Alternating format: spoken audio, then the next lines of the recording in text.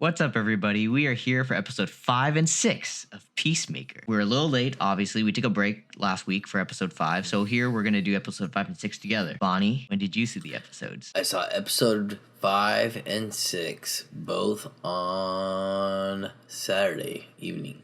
They were great. I liked them. Yeah, I saw them. Well, again, I saw them the nights that they were released. I really enjoyed it. It was really silly. Yeah, they're a lot. They had a different tone than the previous ones. Not really. They just continued on, but like were more fleshed out. Yeah. When it came to like characters and their jokes and things like that. So Yeah, no, I was gonna say that like it felt like they added on to what was already given to us. yeah, expanding more. Like I said, in a way of fleshing it out. Yeah, it felt more natural. Definitely more natural. Only I would say more natural because maybe we're already used to the characters. Yeah. In the formula of the episodes, you know? No, I like that the characters, in a sense, there's some character growth and others where they're kind of the same. They haven't really changed from when we first meet them, but it still makes sense of why they haven't changed. But all the stuff that's evolving just within the first two episodes, or the two episodes that we have taken off since our break, right? Yeah. A lot has been shown to us, and a lot has happened. I agree. We have to get to it. All right. We'll go into spoilers. So I guess we can talk about Peacemaker and his rumors. He's always coming up with like stories that he's heard of other superheroes doing something. Oh yeah. Like he said, what was it? Superman has a poop fetish. Oh yeah. I don't even know where he gets this stuff from. He said Do you Google. know? You mean tell me you're right and Google's wrong? Yeah, he's like, you're telling me you know more than Google? Because, like, what was it? The 2 episodes ago, he had the whole thing about Aquaman likes to have sex with fish. Yeah, he said he got it off of Reddit or something, right? He heard it from someone online. I think that's the running joke, right? That you can't trust everything you read online, and this is where he's getting his sources is from online. Yeah, so, and that's adding to the buffoonery that is already going on. Yeah, with Peacemaker himself. Yeah, so. and I like the whole thing where they're going through the presentation of the butterflies of how they infect people and everything, and Peacemaker is just kind of picking on Diebeard. The whole time. Yeah, and they kind of revealed like the underlying reason why he's now picking on him is because he got his dad in jail. He put his and I like the whole thing where like they show the butterfly entering through the butthole. Yeah, and he's like it does not enter the butthole. It's like, well, the butthole's an orifice. It's just a diagram. It's just showing a what if scenario. Yeah, and what was it? Vigilante. He said that he's like, why would it go through that bowl? Like, there's poop and everything in there. Adding to Peacemaker's theory of Superman liking poop. Yeah. And I like that. Yeah, like the whole thing with there's a chimp or something in the presentation, a gorilla, because he says that the strength. It increases the strength of the human like 3-4 times the natural strength of a human being. Oh, and he has like a chimpanzee. Okay. That's right. In the presentation, right. They're like, "Why is chimp in there?" And he's like, "Oh, because it's 3 times the strength of a human." And they're humans are strong as something, monkeys are strong as something else. Yeah, and Vigilante and Peacemaker were saying that they thought that he was trying to say that the chimpanzee is best friends with the human. It was like the most silliest thing that they bring up and they connect to. Like, when they said it, I was like, okay, yeah, I can kind of see that. Like, if I sat there, no idea what was happening in this presentation, I could understand that assumption. Can I say something? Yeah. A lot of their conversation, and no knock to the show or the writing, a lot of their conversation makes me tune out sometimes. Oh, and it's not, like I said, it's not a knock. It's just so stupid what he's saying. It's like, oh my God, this guy's talking again. But that's also, in a way, honoring their writing. Yeah. That's how well they wrote it for me to get annoyed. Right? And I'm just like, God, this guy's talking again. And he's doing such a good job acting on it, too. Yeah. So he's really portraying those scenes even in those little conferences. But the list, that's what I was trying to bring out. His list when he's talking. I was going to mention that. No, you let me finish with my list. That was hilarious. He's like, Michael Jordan, Michael B. Jordan, Ice-T, Ice Cube. No, BTS. I don't know what that one was. This guy. Oh, the BTS, Korean boy band. Oh my K-pop. gosh, this guy. He just kept bringing him up. He goes, next time when I need to frame someone, I'll pick one of 1,000 from your list. Yeah, that made me laugh. So that was, see, like, it's those parts in those writings where, like, after it's like so, like, I'm like, oh no, he's talking, and then they catch me with something like that draws me back in. So shout out to their writing for that one. I do like, though, to a degree, Peacemaker's kind of called out for being a bully. Because remember, Adebayo was like, why you gotta do that to him? Like, he worked really hard on that presentation. And Vigilante said something I about... how to be her. Yeah, Vigilante said, like, oh no, that's just him. Like, that's how he expresses himself as a bully. And I like... What was it? They said that Peacemaker looks at other dudes like dicks. Like, that's how he comes up with the nicknames. And he names them. It reminded me of Maurice from that one show. Never mind. Forget it. I just remember he was like, Veiny McVaynerson. Veiny Vivi. It was like the weirdest thing to me where, like, I guess to Peacemaker, it's him trying to connect with people, but at the same time, it's just like being a dick. No pun intended. No pun intended, right?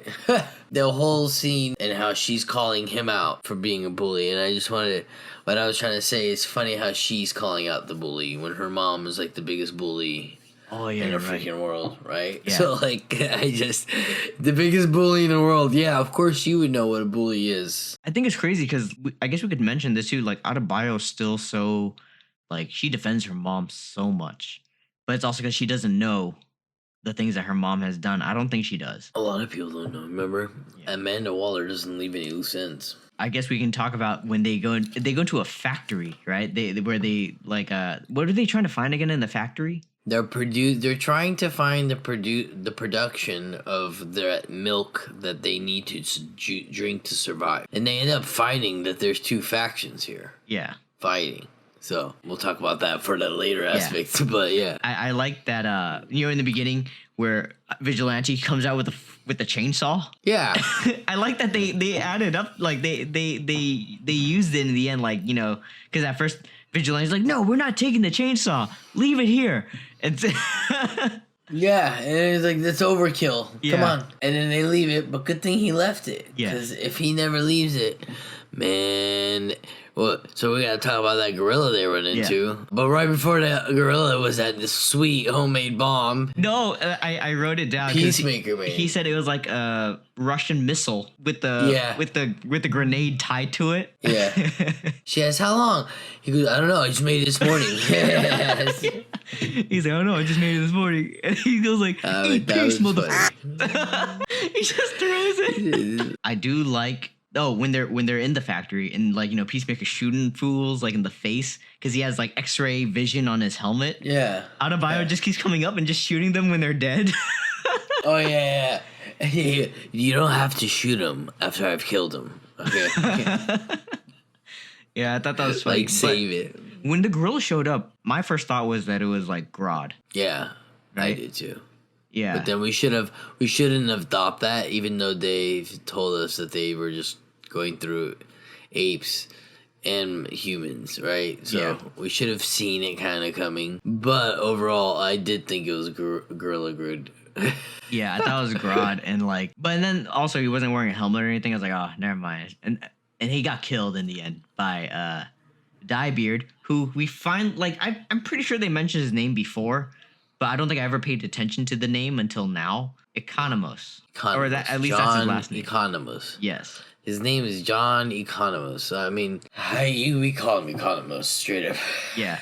But I like that he comes in and saves them with the chainsaw and just like stabs the gorilla right through the back. Oof. And I was surprised how the gorilla reacted too. Like, he was just like, yeah. And he looked down and you see, like, because you see the chest like open with the hole in the chainsaw and everything. But this brutal too. Yeah, this is a brutal episode. So I'll tell you that much. It's brutal yet fun. Fun. Yeah. And then at like the after the whole factory and they're driving back, they're all covered in blood, or at least Peacemaker's covered in blood because of the gorilla. Yeah, but being chainsawed right in front of him. Yeah. Gears of War style. They have that little bonding time of where like they kind of become a family, a team, yeah, a family, someone. In other words, individuals who care about each other a little. Yeah, Adebayo and Peacemaker kind of have like a bonding moment in his trailer. He made a drink that was complete ass. Yeah, sorry. No, when he made it and she drank it, she said it tasted like toilet water, and so I was confused at first because I saw her. She opens the door trying to spit it out, and Eagly is on the toilet. So I was like, wait, did he make it in the toilet or something? Like, what happened? Eagly is awesome, by the way. What? Eagly is awesome, by the way. I agree. And then, like Peacemaker goes to go shower or something, right? And Adebayo leaves the diary. No, he goes into the bathroom to pee. Oh, yeah, it was to pee. And she, puts it in a little bookcase cabinet. And she's like, no, what am I doing? And she slides it underneath the little shelf thingy, which in later return is found by an FBI agent. Yeah. So. But then again, it's okay where it's been led to. And then I remember, right after that, Adebayo goes back to the office and she tries on Peacemaker's X-ray helmet. Because he used the X-ray helmet when they were in the factory because he would be able to see all the butterflies in people's skulls. Yeah. So she's using it and she's like, whoa. She's like, I think I'm starting to see now what you mean by Adebayo kind of annoys you. She kind of annoys me too. Because I get what they're trying to do with her character, but sometimes her decisions annoy me. It's just like she leaves the book there, but she didn't want to leave it. Or the way she doesn't talk to her girlfriend. It makes no sense to me because it's just she calls her, leaves a message hella late night. I'll talk to you tomorrow, and doesn't even talk to her at all. Which leads to obviously a scene where she needs to apologize. Again, we're talking about her actions just making no sense, you know what I mean, overall. Remember 2-3 episodes ago where she convinced Vigilante to go kill Peacemaker's dad? I was like, what are you doing? So stupid. Yeah. Her decisions to me, I mean, I get it. She's not used to this type of world, but her decisions kind of annoy me. When she put on his helmet, I'm like, what are you doing? And then she gets, and then she uses the helmet and she sees Murn, and she sees that he has a butterfly in his skull, and she freaks out and starts running. It's pull out your gun first, then run, lady. Yeah. What are you doing? So, yeah, episode 5 ends there, and then we just go into episode 6, where it's kind of revealed that Harcourt already knew that Murn was a butterfly. Yeah, I honestly thought she was part of him. I honestly did. Same. I thought she was in on it the whole time. I mean, that's why she was being a dick to Peacemaker. Yeah. But then again, who's not being a dick to him? Yeah, and I like the whole thing where when they're explaining to Adebayo the whole butterflies thing. I like that Murn basically says he can see all the memories of the original Murn, and he was a killer and everything, but he could have changed given the choice or given the opportunity. He took that away, and honestly, for me, I was like, oh man, I kind of feel it a bit. He didn't want to take over this guy's body, but he had no choice. So he just, you can kind of feel the butterfly itself at least regrets it. I like that. Oh, I like the discussion where they're asking Goff is the leader. He was like, why is she the leader? She has a vagina. It's like, what does that mean? He's like, what's her name? It's like, well, we don't name our vaginas. We don't name our... Yeah, that was funny. Yeah, that was a whole little bit of... I like that the show is able to... and to a degree, it's able to find that balance of comedic timing while also this is a serious situation. That's the best part about this show, I would say. It has the best medium of seriousness, comedy, and action. Yes. Right? So that it has a little triangle, formula. As long as it hits this triangle, which it does in every episode, we see it in other series that don't need to be mentioned that kind of fail to do that every episode. But that's what's good about these. And, either lead off in episode 5, we go into episode 6, and it's just continuously, you start finding out more and more stuff, right? Yeah. So we also find out that the captain, which ends up being the captain, right, is, we don't know. What do you think about him? That's what I want to know. He's really sketch. I don't know if he's, because at the end he showed that he was overtaken. Yeah. So I think he's just a crazy guy, sadistic. Oh, okay. Because I think he has We'll have to history with find the out. original Murn, which is why he was called. That makes sense. Thanks for clearing that up. I think that's what it is, that he has history with the original Murn, but he doesn't know that wonder Murn why is... he was the way he was. Yeah. Right. And then Peacemaker at the school. That was a funny moment. Yeah, because I see right through you and I see that you're a loser. Yeah. Yeah, the kids were asking him, like, do you know the Flash? No, I don't. Yeah, and they're like asking him, and that one girl, she's like, I forgot the name of the mom, but she's like, do you know so-and-so? He's like, I do not. He's like, oh, she used to work here. He's like, oh, yeah, I remember her. Oh, yeah. You might be my dad. I think you're my dad. And the teacher ends the whole thing. All right. Thank you, Mr. Peacemaker, for coming in today. That was a crazy scene. But there was a little scene there where he was asked if he had an origin story. Yeah. And we got a little flashback where it was his brother, I believe, that was dead. And his dad turns to him and says, you can't, we're assuming that's what we're seeing, is that Peacemaker killed his brother when he was younger with his own hands while just messing around. Because his hands were bloody. So yeah. Because everything's kind of building up a lot faster than I thought it would. Like, I kind of expected to find out the whole Murn thing later on, like maybe near the second to last episode. So I feel like we might learn how his brother dies next episode. I was going to say, the cops in this show kind of annoy me.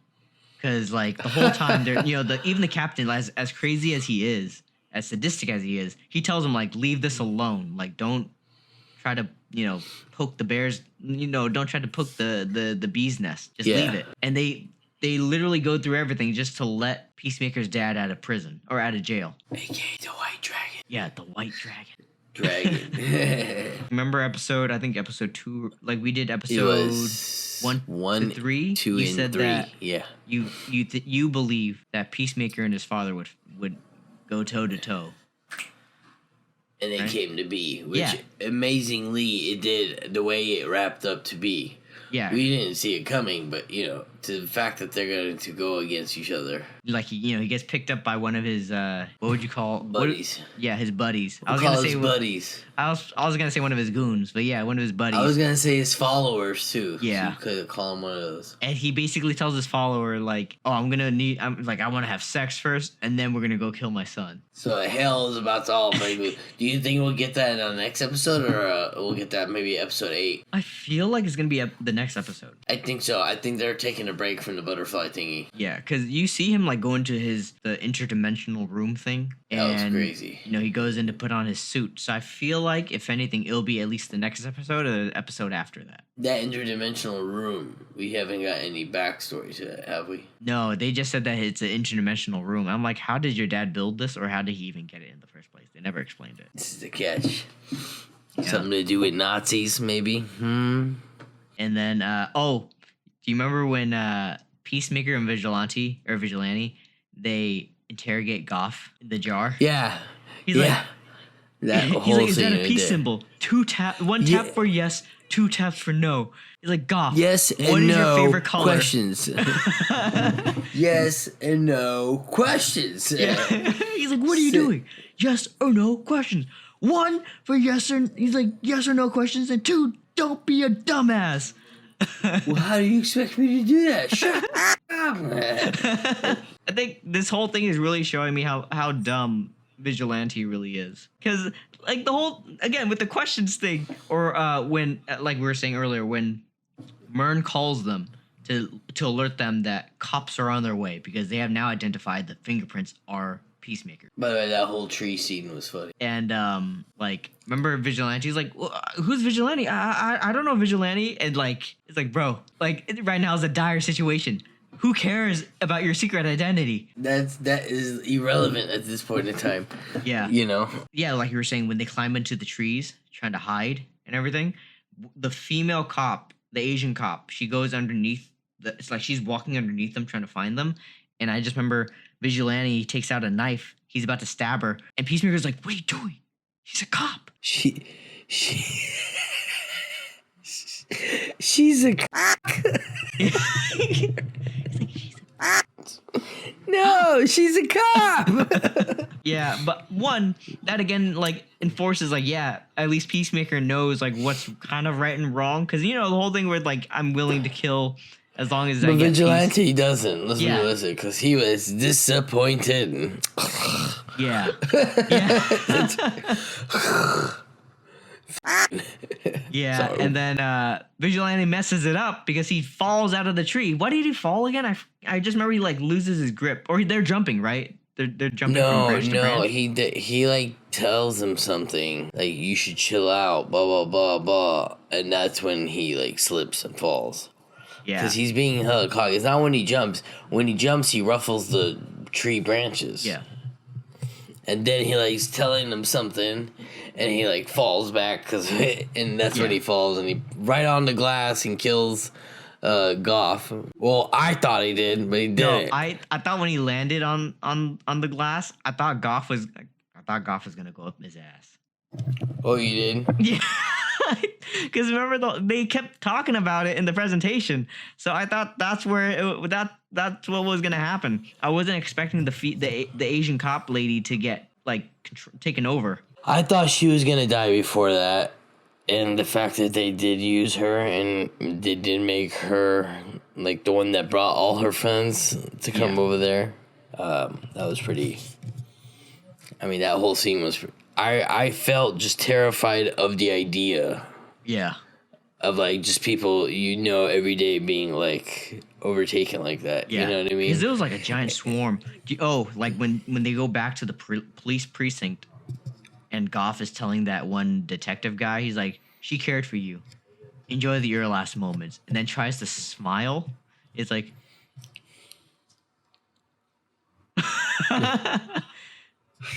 it's like everyone... We should all have awkward ones like that. Yeah, that'd be hilarious. Every head has like every head has a different smile. I think that's what the Asian cop, the Goff said as the Asian cop. But that reminds me...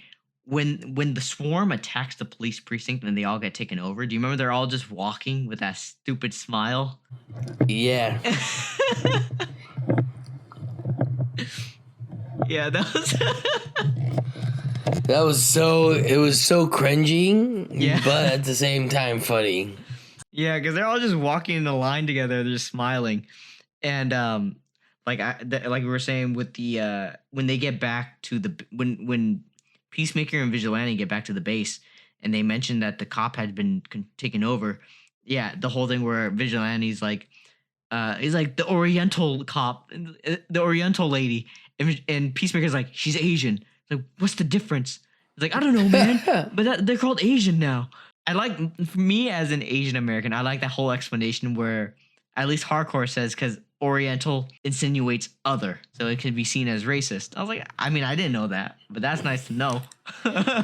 In a way, this show kind of like teaches people this, there may be that they may be involuntary, like being racist involuntarily, right? By saying things like that, and they're subtly teaching people, like, don't say this, like, you shouldn't be saying this, let's be respectful of other people's culture, and I like the way they're doing that. They're doing it very good. There's always a fine line of, like, dancing on there, and they're doing a good job. Thrown in your face. Thank you. Right? That's what I mean by fine line. Like they're if you watch the CW, I feel like any of their shows, like The Flash, Arrow, I feel like a lot of those shows, I just feel like it's constantly thrown in my face, whatever they're trying to teach me. So with this one, I felt like everything is very subtle, or at least it works within the story of what they're trying to say. I agree with you 100%. And it could be the universe that's been created for us all around, right? With the whole Suicide Squad then leading into it, so we're expecting it, even with the characters by themselves, but like it's working for them and they need to continue it. And like, the episode pretty much ends where they state that they found his journal, and Peacemaker's like, I don't have a journal, I have a notepad. and he's so embarrassed by it. It's hilarious. My question is, does he actually have a journal, or did they make it? Yeah, I don't know. We'll have to find out. Or it may have been revealed to us, but I don't think it is. I think that we're gonna find out. I think Amanda Waller made it. Yeah, that's what I'm thinking. I think they just made it just to like get him arrested for something. Yep. To get him back into prison. I know, at the end, now because all the police officers are controlled by butterflies, they announce on TV that they're looking for Peacemaker. Public enemy number one. Does that remind you of someone? Peter Parker. Yeah. By the way, episode 1, our first ever video, Spider-Man No Way Home. You go watch it. You guys should all go watch it if you have not. I think how it ends with Peacemaker playing the piano. It's a nice, subtle way to always... And that's what James Gunn is good at, right? Yeah. Is like... Those music montages or whatever, maybe the subtleness. Even when we talked about the butterfly cops are walking through the hall with that crazy smile. Yeah.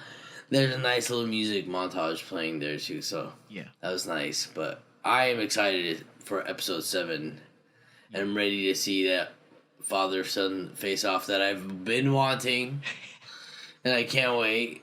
So that'll be nice. Yeah, same. I'm excited to see that face-off because they kind of show a little bit of snippet of what it looks like. Like, they show you a little hint of it for promo.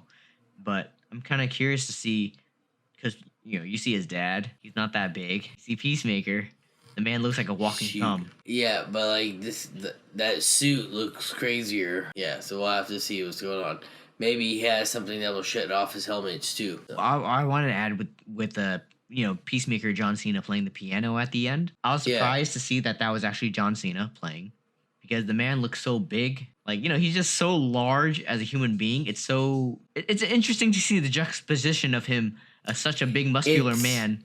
I think what you're trying to say is the dexterity revolves around such finessing. Yeah. Right? That it's hard to see someone with such brute force do it. Yes. Yeah. Right? So I get you 100%. It's kind of awkward. And I'm like, that's amazing. He has great dexterity with his fingers. Yeah. Wow. Yeah. So, and how do you do that? By lifting weights? I don't get it. Like, your hands are supposed to be cinder blocks. This man is over here playing pianos. Yeah, so, no. Shout out to him for that. Overall, excited to see episode 7. We're almost done with Peacemaker. I'm sad that we're almost done, but I'm excited to get season 2. Because did they confirm it already? I don't know if they confirmed it. I think I know James Gunn says he wants to make a season 2. Or he has plans. If they make it, if they don't, still a great ride already. Yeah. And I'm willing to see what is the wrap up of it. And I'm excited to see how it ends. Yeah, same. It's been a nice ride so far. 7 episodes of niceness, though. I haven't had an episode where I felt like I needed to mention something that took me out of it. Like another show that we've been watching recently. Yeah. That remains to be unsaid. Yeah. But yeah, overall, man, great episode. And I'm looking forward to episode 7. If you guys haven't seen episodes 5 and 6, you guys need to get to watching that now before watching this. Yeah, and if you have seen episode 5 and 6, let us know what you thought about it down below in the comment section. Don't forget to follow us and watch us on other videos as well, you guys. Thanks for watching. See you guys next time. Peace. Peace. Makers.